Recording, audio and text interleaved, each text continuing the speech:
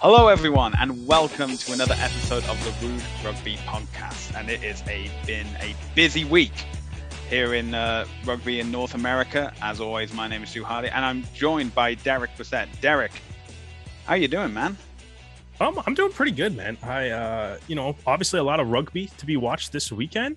Some of it was good, some of it was bad.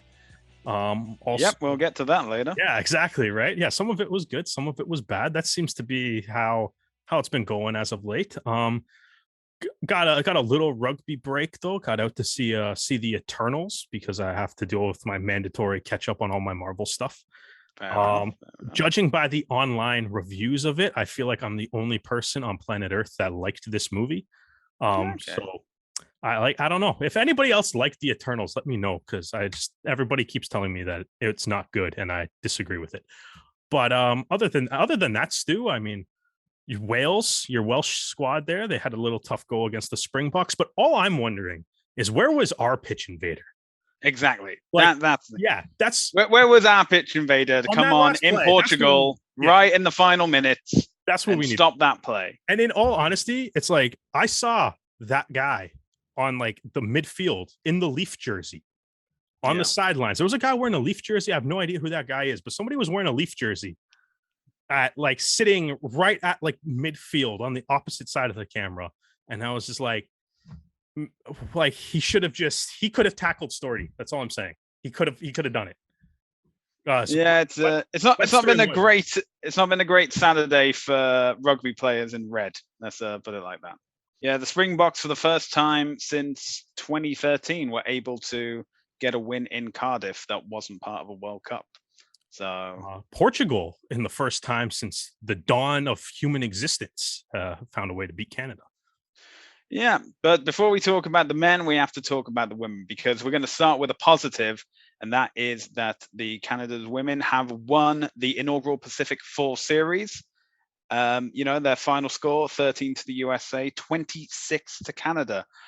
And, this was an interesting game to watch, especially in the second half, where, it seemed to be following the same format as the fixture on the Monday, which was that, Canada take the lead, the USA come back to, edge closer, get in, and then just when you think, the USA have this, Canada has a red card, what does Canada do? Pass the ball out to Karen, and she scores a try and puts it away. And, there's going to be like an asterisk because, of course, for a Pacific 4 series, there are only 2 teams playing. But that's the thing. I'd say, New Zealand and Australia, they couldn't get a single point against Canada. So you got to look on the bright side. Hey, man, looking at Rugby Canada right now, win's a win. Take it. Yeah. Win's a win. And 2 in the same week. So no, yeah. I thought this game was super fun. I thought it was like just a really entertaining game. Obviously, the start of this game was just like, I tried like tweeting it, and I'm just like, I literally cannot type fast enough to keep up with this game, so I gave up on those efforts. So obviously, it was great to see, because it's like the USA came out like guns blazing, right? And they scored. Kate Zachary, the captain, she scored the try 2 minutes into the game, got the Eagles off on the right foot, and then but like after like no time at all, Sophie de Goody comes back down the pitch. She gets her first try of the game. Holtkamp gets a try just a couple minutes later. De Goody's convert. The coolest thing in rugby has to got to be a forward, scoring a try and then converting it herself. It's amazing.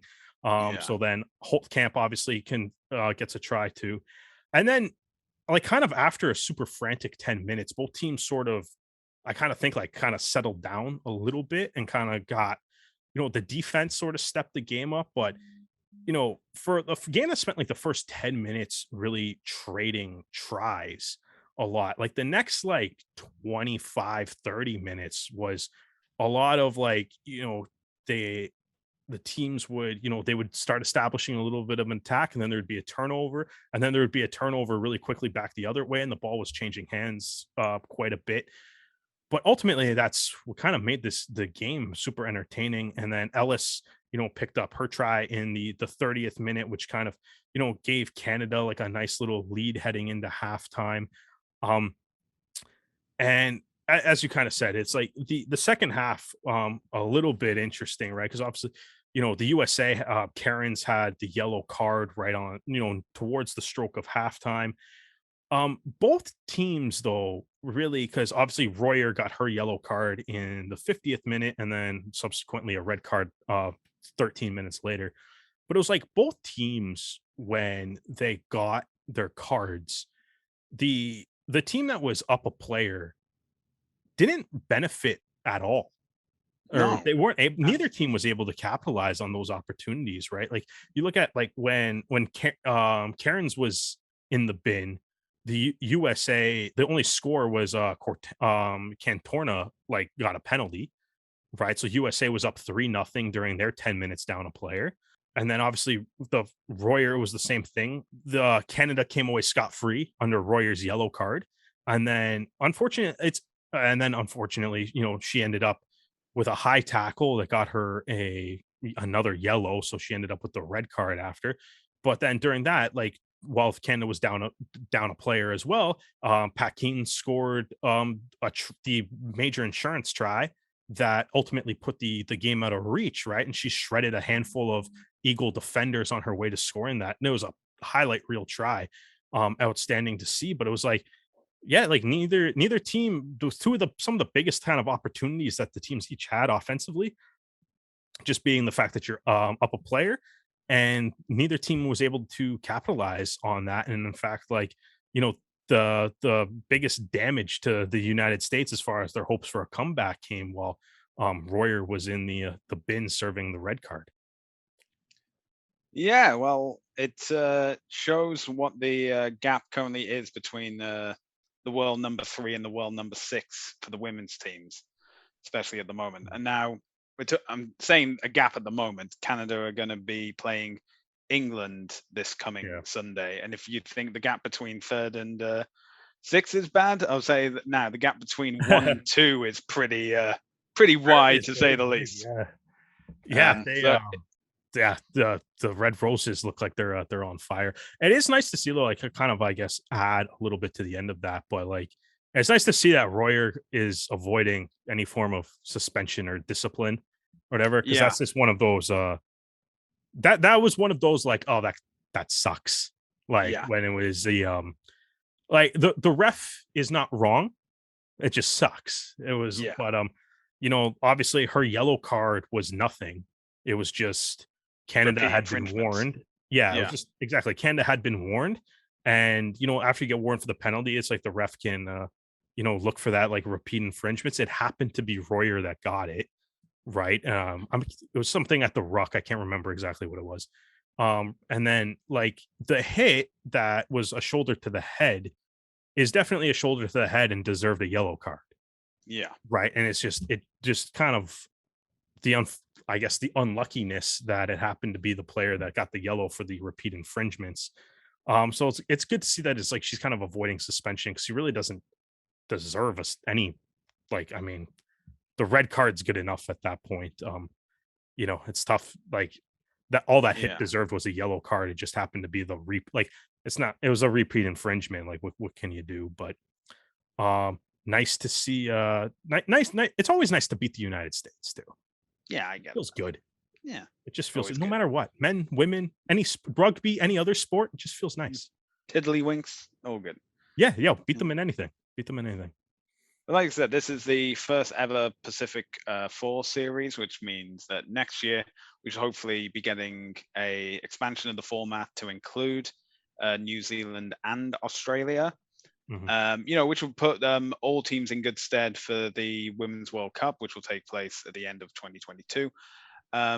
It'll be interesting to see how that format plays out because Mhm. it's far more difficult than to say that, okay, we'll play one home game in Canada, one in the US, and now we just need to cross the Pacific Ocean to get to Australia and New Zealand for their Did home they games. not did they not announce how they were doing that when they made the Pacific 4 announcement They initially? probably did, but I forgot. Yeah, I was gonna So say, I'm sure there's something in there. I think it is going to be a case of I'm sure there's something reasonable. like odd years it'll be in Australia and New Zealand, Yeah, even years it'll be in Canada and the US. Yeah, we should.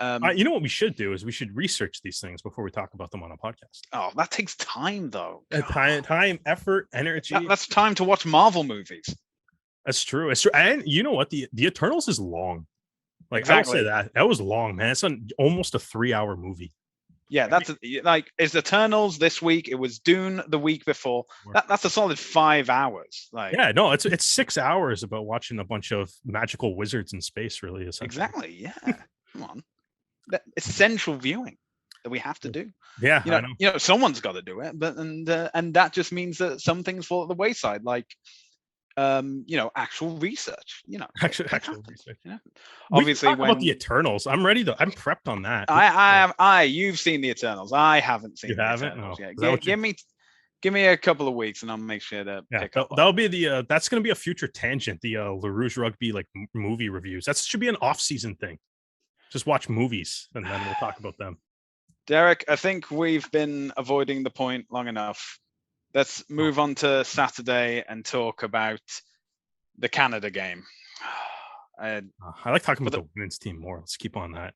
I know, but we've got to talk about it. There's too much stuff to talk about this week too. We kind of have to do it a little quickly. Unfortunately, we'll get onto more positive news later, but we have to address this now.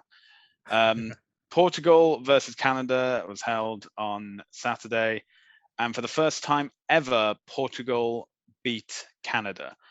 And the final score was 20-17, and it was a try in what can only be described as like the 80th minute or the 79th minute that won the game for Portugal. Officially, it's the 78th minute. So you were wrong on both guesses there. You were wrong.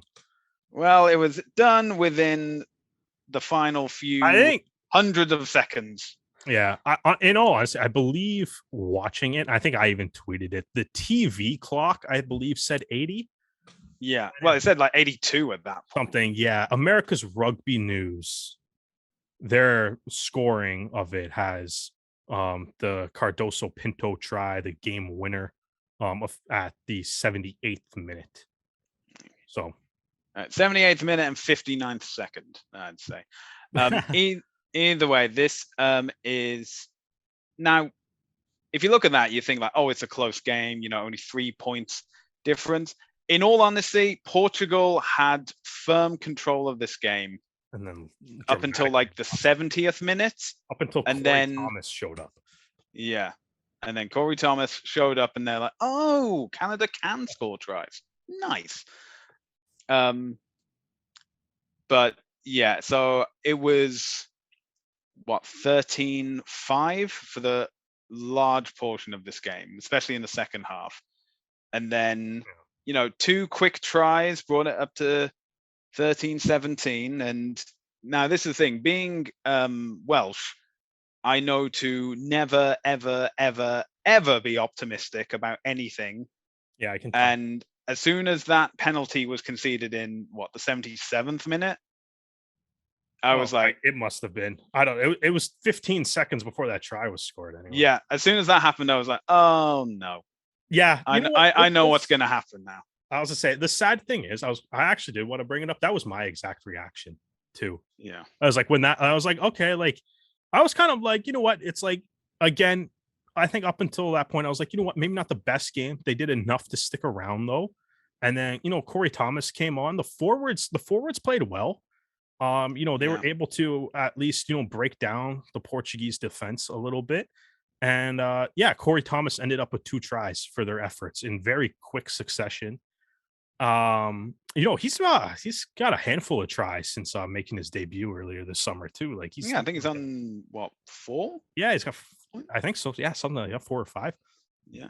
But he's been playing well in the Canadian jersey. They score in the 70th minute, take the lead, and it's like the next few minutes, I'm like, okay, like it's kind of going well. Canada's doing well to like have the ball, maintain possession of the ball, and it's just watching them kind of protect the ball. They're killing the clock, kind of doing what you should be doing when you're up by, up by 2 points. with, just a couple minutes left with a minute or so left in the game. And it's just, the same thing as like the penalty happened. And I was just like, and I'm just, I think I verbally was just like, oh no. Yeah. It's a weird thing. It's like, I kind of agree. Like there's a weird like feeling, I guess. But then I did not expect what actually happened to happen, which I mean, it's, you're not Welsh enough. You're not pessimistic enough, because no, I I'm could still telegraph optimistic. that. I was like, I could see that happening. I was like, I don't like this. As soon as the ball bounced and it stayed in, I was like, they're gonna score a try. The ball bounced. It's like you had hope until the ball bounced. I was like, I saw the pass from the center to the wing, and I was like, oh no. Like it's I saw that chip ahead, and I'm like, if they kick it out, it'll be a line out, and so on and so forth. But it bounced in, and I was like, they've got the try. That was the thing, though. It's just the defense on that last play. And I mean, like it's one of those things where it's like, it's like Portugal, like you said, kind of led for most of it. Corey Thomas came on, scored 2 tries really quickly. And then it's just one of those things where it's like, it's such a frustrating way to lose a game. Yeah. Like as much as it's like, like at least like when I watched Chile, the game against Chile, I was like, Chile beat them. Yeah. Like wire to wire, Chile, the better team, Chile won. This, I was like, Portugal's don't deserve to be ahead for most of the game, but it was like, you know what? They faded hard. After the 60th minute or whatever, they faded hard. And I was like, Canada's crawling back in this, and it's nice to see. But then it was just like to take a late lead, and then to, as you kind of said, it's like to look like you're kind of in the driver's seat, and then literally just have this team win a line out, pull the ball out of the line out, throw it to the center, and then it's like a cutout pass to the winger. Yeah. And like, just like, where did the defense go on that play? Like it you know what I mean? Even you kind of look at the play, right? And it's like I don't know. It's like if Portugal was just like saw where the defenders were positioned, or just like understood that Canada couldn't shift along that slow. Portugal was doing a good job shifting across the field a lot during the game too. Or like, even if it was like, if you kind of look at some of the other tries in the game, or the other chances where Portugal was to attack, it's like they looked like they were keen on attacking Canada out wide, right? Like they already scored Storti already scored a try earlier in the game by like blowing by Brock Webster, right? Yeah. And it was like, okay, so they're moving the ball out wide. There's the kick, but even so, the kick kind of goes up, and it's like, there's the foot race, and Storti gets another foot on it. But it's like, if you look, this thing that's also there is, it's like, if you look at like this, go watch the try and just pause your video when the ball hits the 22, and just count the red jerseys versus the black jerseys on the screen. Yeah. Right. And it's there's 2 Portuguese players there, and there's like 5 Canadian guys there. Yeah. Right. It's like the numbers are there, and it's just the Portuguese guys just beat them to it. Right. And then it's like, obviously there's the kick ahead, and then Lloyd takes a really weird route to the ball. I don't know if it's just he misread the bounce or what happened there, but he kind of takes a weird route, and then Cardoso Pinto just grounds it. And I mean, I know watching Kingsley Jones interview after, he was Kingsley Jones has a point. Like, there should be TMO for an international test match. There should be, but TMO should not help you there. I don't like, I mean, if he's questioning the grounding, I think all I need to know in the grounding is that, 1, the referee is like 15 feet away. So I'm assuming he saw it, and 2, the reaction of every single Canadian player in that corner was just defeated. Like the body language and stuff, it was just defeated. And like, I think if there is, I know if you watch the game live, you had the Portuguese commentary on it. So I don't think I heard it first, but I was like, I rewatched it a little bit. And on that final drive, there's a video that the Portuguese Rugby Union has now uploaded to their Vimeo page that has no commentary, right? It's just the rugby sounds. which is Yeah. actually kind of a pleasant way to watch a game sometimes. Yeah. But I have no idea who said it, but it's like there's somebody that personified the reaction of every single Canadian rugby fan watching that. And someone, I have no idea who says it because you can't, like, nobody's mouth on screen matches it. Someone just yells the absolute loudest F bomb I have ever heard.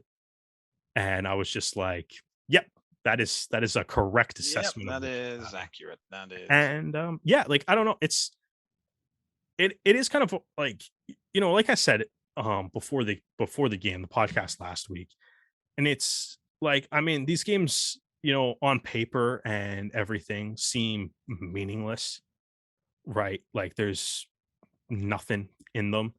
There's nothing's on the line. There's no implications. It's everybody's clearly like kind of down on confidence and everything from, missing out on the World Cup. But it was like, I did say that it was like, I did say that I think these games are kind of big in the sense that I think the players themselves need a win. And Yeah. they were close to it. And Corey Thomas was, could have looked like the hero scoring those two late tries. And they were close to it. And it's like, I think you can kind of just see like the looks of defeat and frustration on the team's face after that try got scored.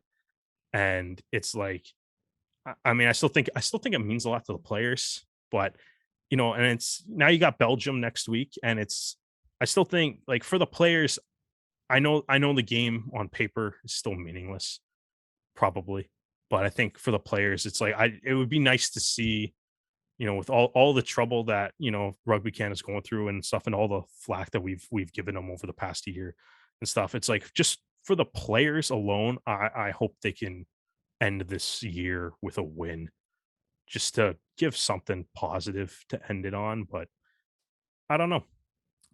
I don't know. Like we'll see if it happens. But like it's Belgium. It's the 28th ranked team in the world. So uh, hope I wonder if Kingsley Jones will mention how big a challenge the 28th ranked team is. Like he mentioned constantly, the 19th ranked team. Well, It's speaking also of it's also on the road, which seemed to be a difficult yeah, oh yeah, you can't win any stuff on the games on the road. road now. Stuff on the road. Clearly. No TMO. Yeah. Yeah, like to be fair, I genuinely think he has a point about like there should be TMO for international test matches, no matter how big or important they are. I just don't think the TMO would have helped them on that play. No, But also it's kind of like one of those plays where you watch it, it's like, you know what? You kind of deserve to get scored on that play. yeah. You kind of Portugal deserved that one. Yeah. My philosophy is that if you are that close to Yeah. winning or losing a game, Yeah.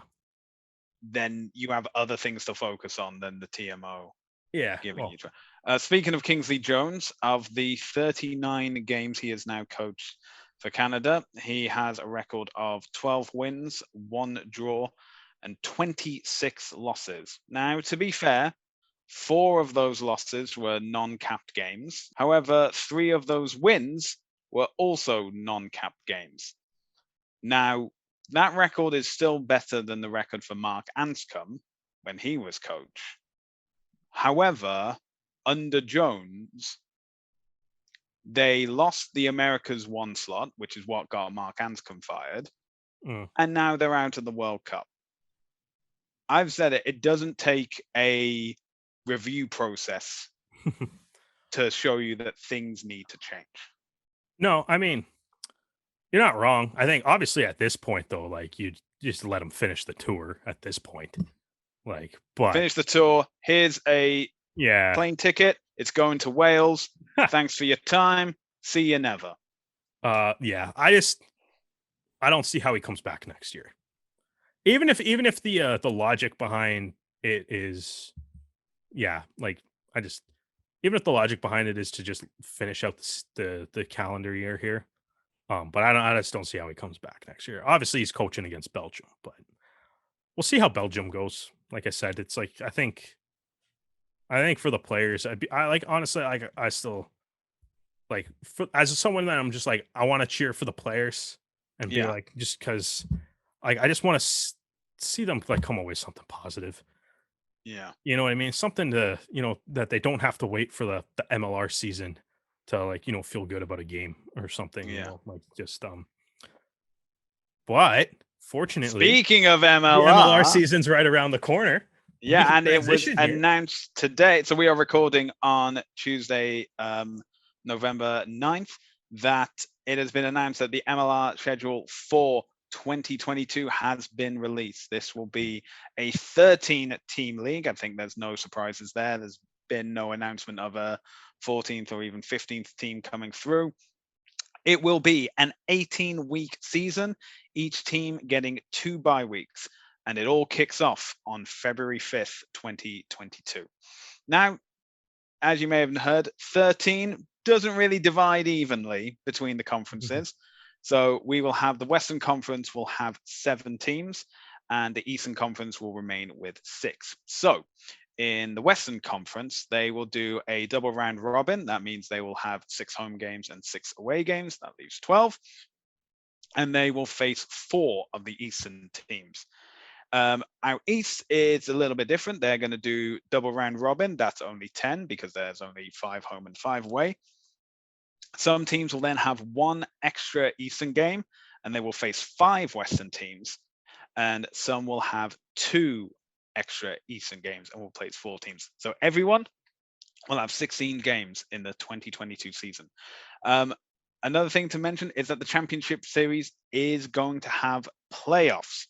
So instead of just the top 2 competing for the conference finals, we will have a playoff where the second and third teams will play, and whoever wins that will then play against the first ranked team in their conference for the conference finals, and then the winner of those 2 games will meet in the championship final.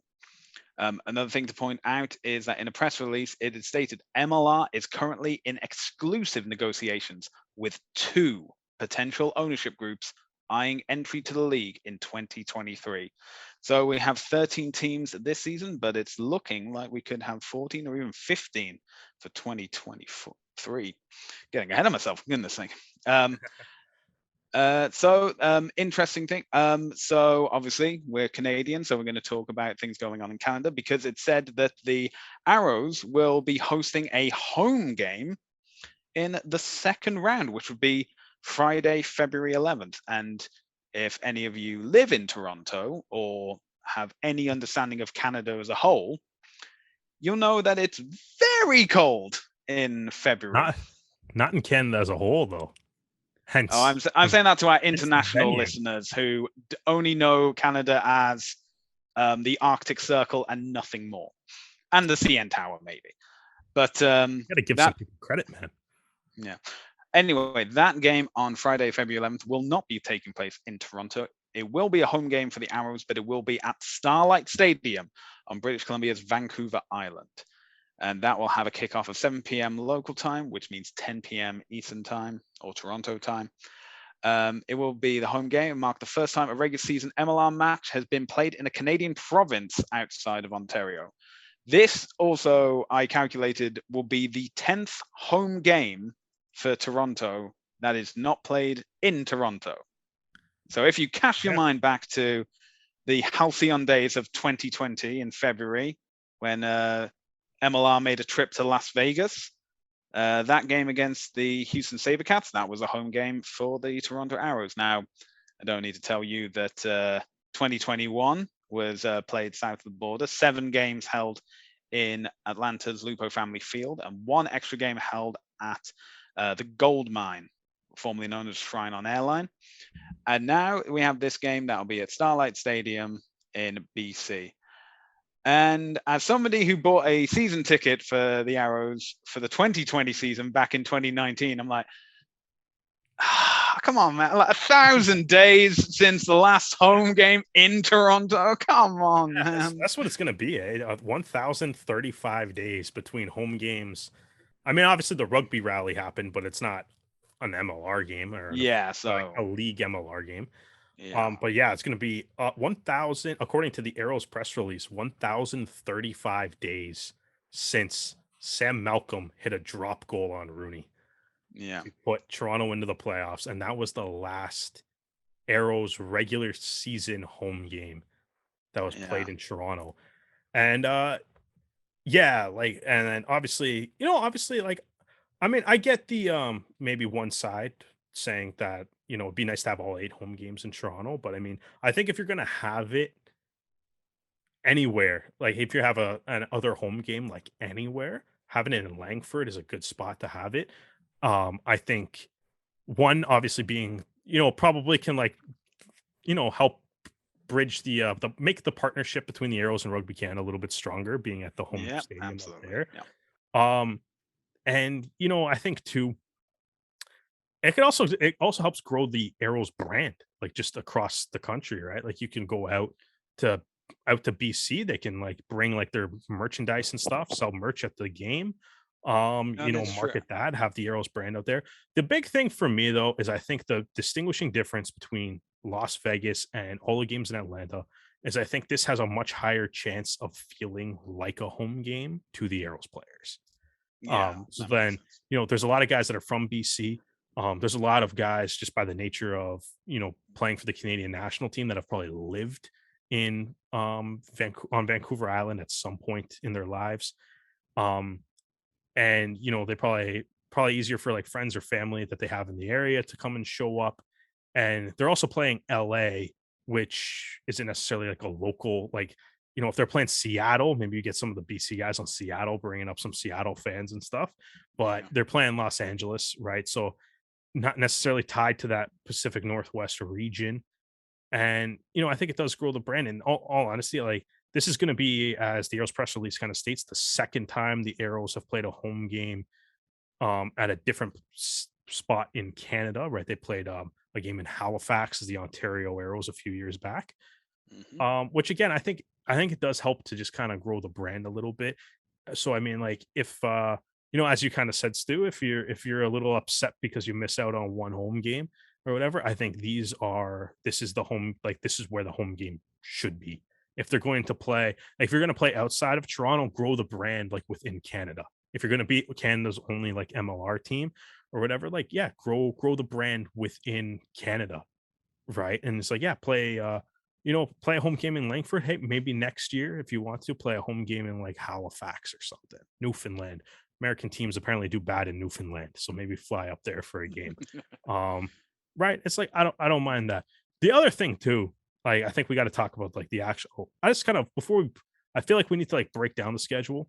Obviously, the other thing with the Langford game too is they start the season in Seattle on Yeah. Sunday night, and they're playing this game in Langford on Friday night. So it's a short week, and maybe condensing that travel to like Yeah. It wherever does could make be sense. nice. It Yeah. could be a nice little benefit too.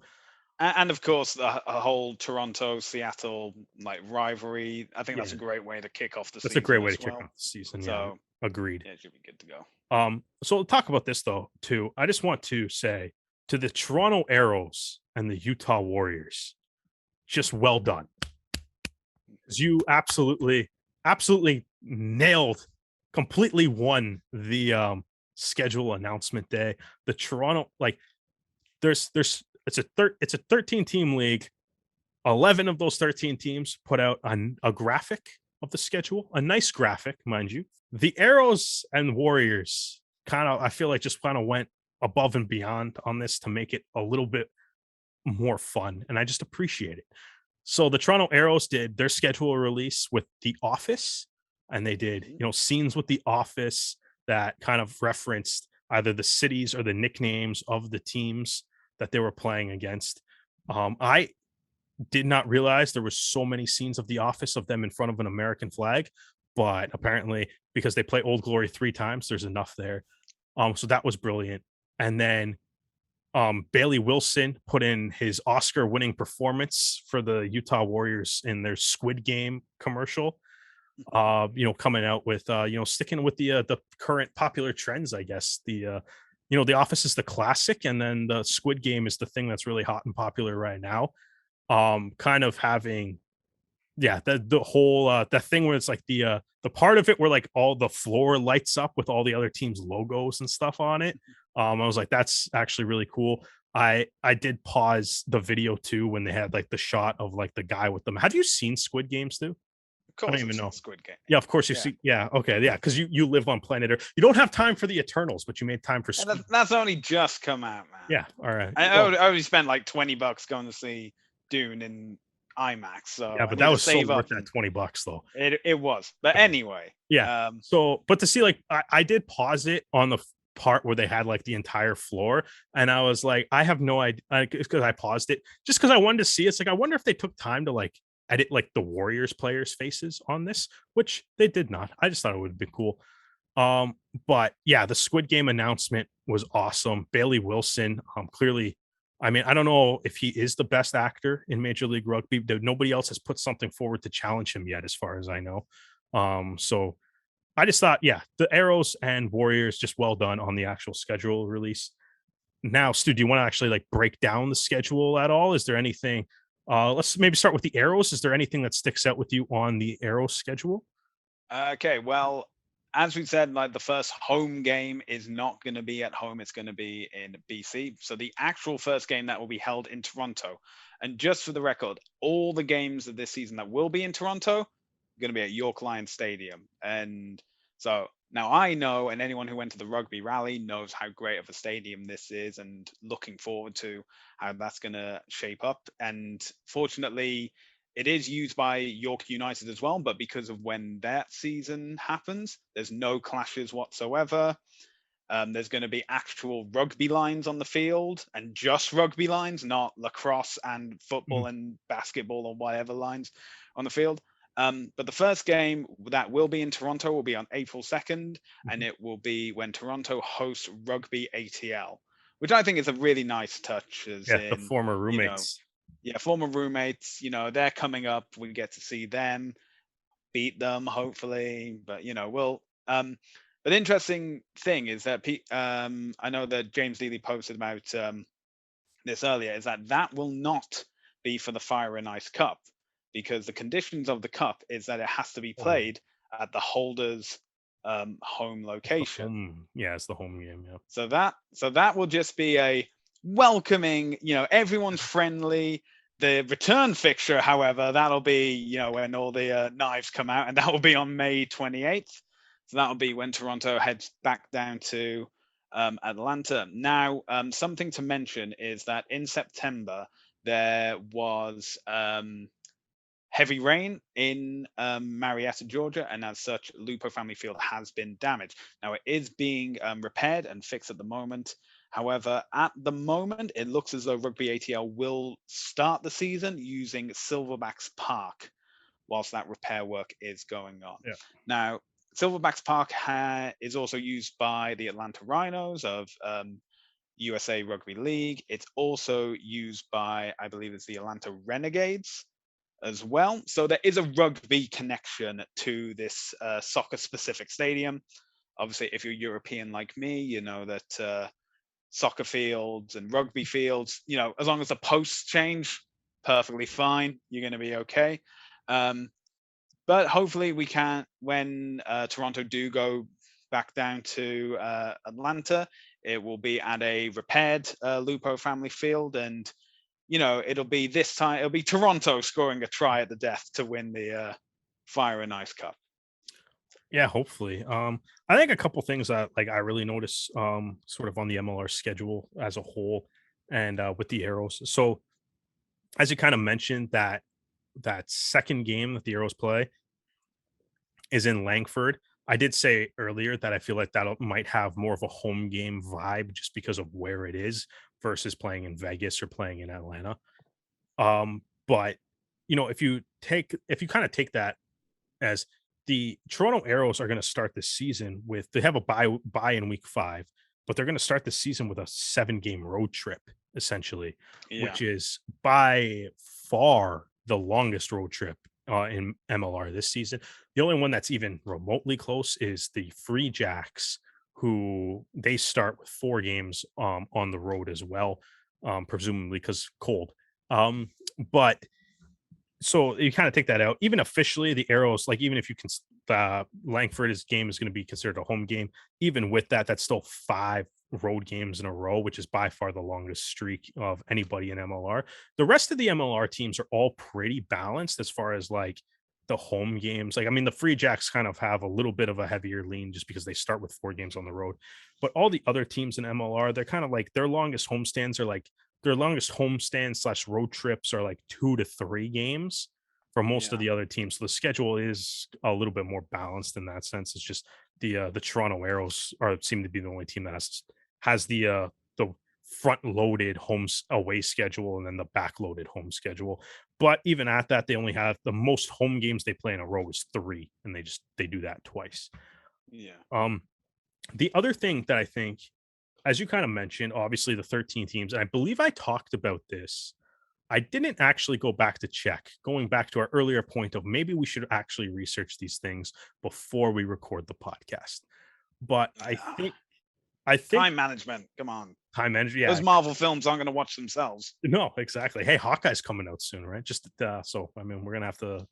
That's an hour a week gone, right? Either way, I think what I said last year when we got the initial Jackal included schedule before the schedule had to be redone, is the same thing that intrigues me about this schedule, where it's like I think for the first time in an MLR season, like strength of schedule is going to be a thing, right? Yeah. It's like, and when you sit there and you kind of look at it and it's like, hey, like not everybody plays everybody, right? That means it's like, hey, there are teams in the Eastern Conference. You know, there's teams in the Eastern Conference such as Old Glory and NOLA that avoid the LA Guiltinis, right? So they don't get to play them. There's teams, like the Free Jacks and Rugby ATL don't play Dallas, right? Toronto doesn't play San Diego and Austin, right? Old Glory doesn't play LA and Seattle, so on and so forth, right? And then obviously, especially in the Eastern Conference, you have the bit of the wrench in the schedule where it's not every team is actually even playing an even number of in-conference games, right? Because you got the Free Jacks have to play Rooney and NOLA 3 times, right? And you also have NOLA who has to play the Free Jacks and Rugby ATL 3 times, right? And only 4 games against Western Conference opponents. So like, like NOLA misses out on LA, Houston, and Utah. So if you look at NOLA's schedule versus the other teams in the Eastern Conference, based on last year's standings, NOLA misses out on the 2 best teams in the Western Conference. Yeah. Right? They don't have to play them, right? Even though they get the best. Again, based on last year's standings, tough. I'm not sitting here making any predictions until we see more of the rosters, but like based on last year's standings, LA and Utah were the 2 best teams in the West. NOLA doesn't play them, but they do play Rugby ATL 3 times, which is the best team in the East, obviously. Right. So it's like, I think you're kind of like looking at that, and it'll be interesting to see kind of how. I think it'll be interesting to kind of see how that plays out, maybe down the stretch as well, and obviously those extra kind of those NOLA and Free Jack games which the NOLA versus Free Jack 3rd game kind of seems like a little bit of the extra game, right? It'd be interesting to see how that plays out if that ends up having like any additional playoff implications or anything, because those 2 teams have to play an extra game within their own conference.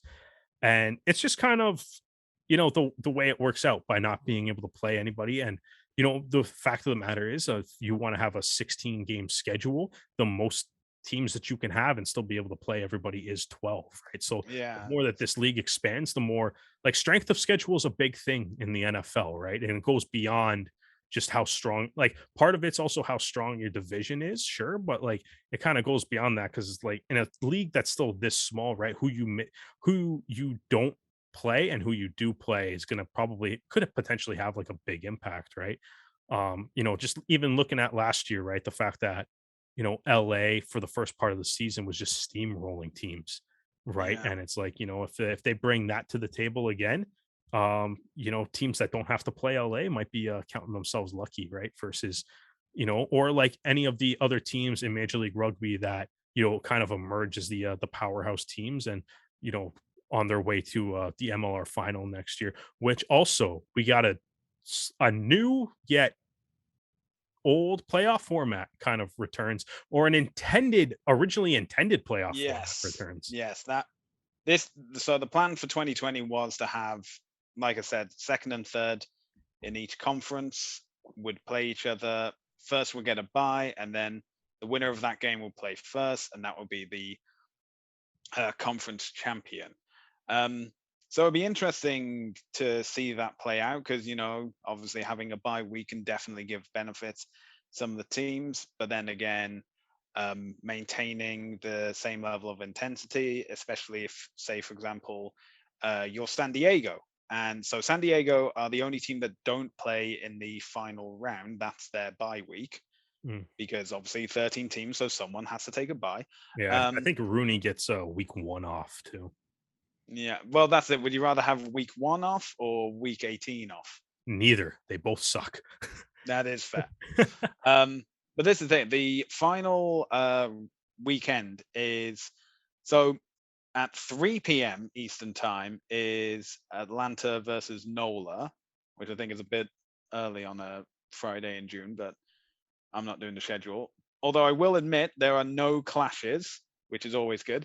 Because next up would be at 7 p.m. it is New England versus New York. And then at 9 p.m. it would be Houston versus Austin. So the final game of the Texas Cup. Now, that's something else to mention. With Dallas being added, does the Texas Cup just become a whoever retains it, you have to play it? Or is it going to become a table format with it being lifted at the end of like the season by one of those The teams? MLR in their schedule release seemed to make a very big deal out of the Texas Cup, though. So it was like, that's the thing. They other note, like at the bottom they of mentioned 6 games, but they don't mention how. Yeah, it's just it's interesting because it's like they kind of talk about the playoff format, and it's like other notable games in the season include Saturday, February 19th, Rugby ATL versus Rugby United New York, Eastern Conference final rematch. March 13th, LA versus Utah as a Western Conference rematch. And then it lists all 6 of the Texas Cup games. And then the final game is April 30th, Rugby ATL versus LA. Obviously, a championship final rematch. Yeah. And it's like, I don't know. I honestly, like, I'm not sure how like I guess the Texas Cup is cool. But I mean, I'm not sure how excited I am for a week 3 matchup between an expansion team and the perennial worst team in the league. Well, that's the thing. You're gonna then find out who is actually the worst team. Yeah, exactly. It's like, I mean, hey, you know what? Houston, I'm sorry, I just called you the worst team in the league, but like, well, you finished last. So. Yeah, you finished last, and yeah, exactly. Well, yeah, you did finish last, and but I mean, it's like, hey, man, they've been making some moves in this offseason. Who knows? They'll probably still not be very good though. Well, just looking on the final round is that, like I said, there are no clashes, so there's no games that are being held at the same time. So, and irritatingly, from a spectator point of view, there's only one game on the Saturday, and that's Utah and Dallas, and that's at 8 p.m. Well, then you local just time. make your Sunday, man. It's Sunday's a rugby day. Saturday's a rugby day. Sunday's a rugby. Well, that's the thing. Sunday is a rugby day because the Arrows will host their final home game against DC. Yeah. And then 6 hours later, because that game kicks off at midday, 6 hours later, LA will kick off their final match against Seattle. So, coast to coast, essentially. Yeah, and I mean every including there's the Arrows play the Free Jacks on a Thursday night too. So yeah, Thursday's a rugby day too, man. Every day's a rugby day, so long as there's beer flowing and rugby to be enjoyed. But yeah, I mean, obviously now to be able to, book a certain Friday off, considering there's going to be rugby on Thursday, and if it's a win, a few drinks may be had. It's always good to let the bosses know ahead of time. Exactly. See about booking the time off for the road trips and stuff too. Like, I am hoping. Well, I mean, like even one of the home games is going to be a road trip, to say the least. See what the border situation's like, I guess. Well, I hope if I get my PR card, then I can obviously make those decisions. But I'm already getting excited. All these games to look forward to. I know. We know. It's one of those things where it's like I feel like there's there's that area of the off season where it's just kind of like player signings kind of randomly, like after the draft is done, then it just Yeah, kind of becomes all the news is just like teams randomly or sporadically announcing player signings. And then there's yeah, something about like the schedule coming out that's just like, oh yeah, okay, off like season's coming up soon. Obviously, yeah. teams will start like training camps and stuff soon, or guys will obviously be starting like workouts and stuff. I'm sure some of the national team players, I'm sure, will take like a week off or something. But Yeah. um, Week off, see their families for the first time in yeah, 900 forever. days or Yeah, something, and then a week later, straight back with their teams. yeah, exactly. It's not a whole lot of off season in rugby when you really think about it. Not really. Although now that you mentioned team signings, we have to talk about the Arrows have officially re-signed 3 Canadian internationals back into the fold. Those are centre Spencer Jones, Fly scrum half, half Ross Brody, fly half, and Spencer Jones. oh yes, of course, fly half. We Forgive didn't me. talk about that at all when we were talking about the game, by the way. Yeah. Well, I think that speaks. I think that says enough when we don't speak about it. To be Uh, honest, do you really want? Do you really want to speak more about that game? no, I guess not though. I didn't think he was terrible, but I think he just um yeah, I don't know. It looked like his first game playing fly half as a pro. That's not that bad though. To be honest, I think if you've been playing all season as a center and then you're just Yeah, pushed into fly fly half. half, it is what it is. Anyway, and uh, co-captain and captain of Canada, Lucas Rumble is also back. Arrows number 1, the first signing for the Arrows way back when, is returning for another season. So we talked about scrum half Ross Brody coming along. We also have to say goodbye to another fan favorite scrum half. Jamie Mckenzie on the MLR Kickoff podcast has announced his retirement from his 12-year professional rugby career. And what's really sad about this is that obviously he made a post on Instagram thanking teammates, family, his brother, obviously, as well, all those who did contribute to his rugby journey. I was going through like other images and I saw it was just after it had been announced that the 2020 season had been cancelled. And there's an image of Jamie saying like, oh, we're really looking forward to 2021. Mm, And of course, that obviously never came to pass. He did mention that he had been having injuries, this mm. coupled with Canada being eliminated from the World Cup and, decisions made during the pandemic as well. He'd also made jokes on social media of people saying like, Jamie, you were in a training program. I thought you retired. And his response was, so did I. So, Yeah. and he also finished the Instagram post with PS, this time it's for real. So, um, but no, I mean, the first Canadian brothers to compete at a Rugby World Cup and start in the same game. Um, you know, even in that shortened 2020 season, like his try against Austin at the start was great to watch. One thing I'm hoping, because we've obviously Dan Moore has retired, Mm, Colby Francis has retired now, Jane Mackenzie. What I've seen other teams do is when they can start having like fans come back to stadiums and stuff. What they've done, and so for example, like the Ospreys did this, is that before the start of the game, they do a jersey presentation to the teammates that retired during the pandemic, so that yeah. those that didn't get the chance to bow out in front of their home I crowd. think And I'm hoping that when it does come to April 2nd, we can have Jamie, we can have Dan, we can have Colby all come out and be presented a jersey in front of hopefully a sold out York Lions stadium, or we can thank them for their contributions not only to the Arrows but to Canadian rugby as a whole. yeah, as I was actually going to say the exact same thing.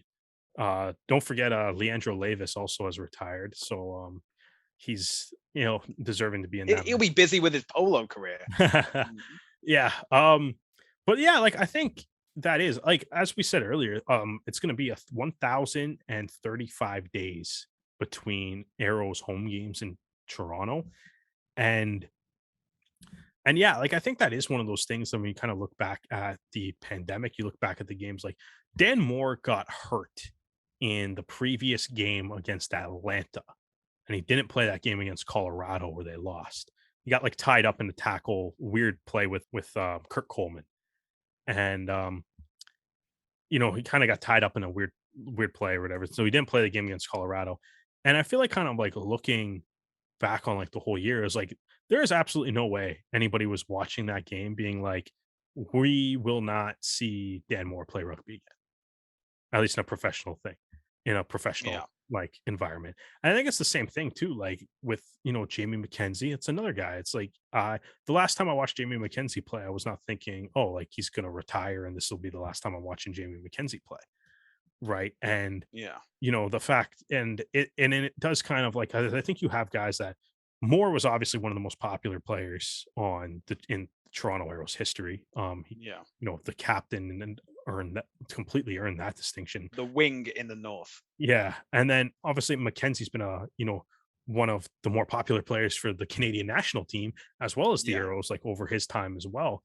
And it's like you kind of see these guys that it's like, oh, like it would be nice to give, like if something can be arranged or whatever, if they kind of do something, yeah, I think it would be nice to have, some of the guys that have retired be able to, come for like a, like a pregame ceremony of some sort, kind of like what they did for like Ray Barkwill when Yeah. they played Seattle 2 years ago or whatever. Just like a nice little ceremony or something. Give some of these guys that, have retired like a little bit of a proper let the fans give them a little bit of a proper send off. I even saw like Chris Robshaw went back to like a Harlequins game Yeah. at some point too, right? Just to be like, yeah, Yeah. his last game in a Harlequins jersey, I think ended with like a red card or something. Did it not? There was I don't you think recall? so, but it was Whatever. it was behind closed doors, so there was Yeah, no it's like fans in attendance. So when he did come back, he they had the pyro, they had Quinn supporters there, and they made a big deal about it. And it's been X many days since you last saw him um, with fans in attendance, but he's back for one last time. And that was it's always nice to be able to have closure, I believe, on like these players' careers and just be able to thank them for what they've done. yeah, exactly. Yeah. So just to mention it one more time, Jamie, thank you very much for everything you've done in the red for Canada and the blue and white for Toronto. And we hope to see you presenting on TSN for the Arrows games of 2022 and beyond. Yeah, that'd be cool. Okay, so now we have had the penultimate round of the Coastal Cup out in BC. So here are the results from last week. Trinity Western 8, the Tide won with 18. So Trinity Western, not the great seasons. No 7 losses. Was it 6 losses? It's yeah, I think there's a positive learning environment going on there. It obviously just hasn't translated into scoring, but it is what it is. Van East 7, UBC Thunderbirds got 35. So Van East end their season with 1 win and 5 losses. And then we had the Wave, of course, just to set up for the final weekend. They got the bonus point victory, 37 to UVic's 31, which currently puts the Wave on, I believe, 25 points and the Pride on 24. I'm not entirely sure on the points, but it's 1 point difference between the Wave and the Pride. So, what's the first game on Saturday? It's the Wave versus the Pride. And so this one is going to be the match for the Coastal Cup. The Wave just need to tie and make sure that the Pride don't get a bonus point to push them over. The Pride, they just need the victory. It's going to be close, tense battle, I think. Winner takes all, essentially. But I think it'll be a great way to see out the Coastal Cup competition. But that's not the only game. We've also got the Tide versus UBC. So, great way to wrap up that competition, which I think anyone can say has been a success. It's been very entertaining. Yeah. Yeah, absolutely. And all the games are still on YouTube. Exactly. So if you haven't watched them live, like go check out some of like the up and coming players or whatever. There's a couple MLR players mixed in throughout too. Like it's been some quality rugby going on out in the Coastal Cup. So check it. Make sure you go check it out. Watch, even if you don't watch the games live, like go watch the replays and stuff. And just instead of putting on the Eternals or Dune or whatever, you can watch some nice BC West Coast rugby. Meanwhile, in the Ontario University Athletics Championship, the Guelph Griffins won both the men's and the women's championship. So congratulations to Guelph. And coming up this week in Kingston will be the women's USports National Championship for rugby. Here are the quarterfinal matchups as they are: is Ottawa versus Saint FX, UVic versus Guelph, Acadia versus Laval, and Queens versus UBC. And yeah, it's going to be a very intense week for this championship, isn't it? What did you say? It was 3 games? 3 games in 6 days. They play every other day. Starting tomorrow, Wednesday, the first game. And you can watch the games on CBC Gem, cbcsports.ca as well. Yeah, well, obviously getting rugby accessible to the people of Canada, obviously a great thing. Now we're going to wrap up with some other MLR news. We're going to keep this short and brief. New additions to Dallas from the Worcester Warriors. Ryan Bauer comes over to join the Jackals, and Rory O'Connor is joining the Jackals as well from the Waratahs, I believe. Utah have announced they will be celebrating their 5-year anniversary, being one of the founding 7 members of MLR, with a campaign for 2022. And speaking of MLR, Rhino Rugby will return as the ball and equipment supplier for MLR for this coming season. So if you're looking to watch rugby this weekend, this is where you can. As we mentioned, the Coastal Cup will be available on YouTube. If you want to watch the English Premiership, that will be on Sportsnet. If you want to follow the Men's Autumn Nations series, that will be on DAZN. If you want to watch the Women's Internationals, where Canada will be playing England and the USA will be playing Ireland, that will be on tsn.ca or the TSN app. And as just mentioned, if you want to watch the USports Women's Championships, you can watch it on CBC Sports or CBC Gem. And I suppose we'll find out where we watch the men's game against Belgium. Yes, just want to mention that at this time of recording, there has been no announcement of the squad or the production details. Hopefully it'll be like Portugal, it'll be on something that will be free to watch, but obviously we don't know at this point. Get the VPNs ready too. Where there's a will, there's a way, obviously.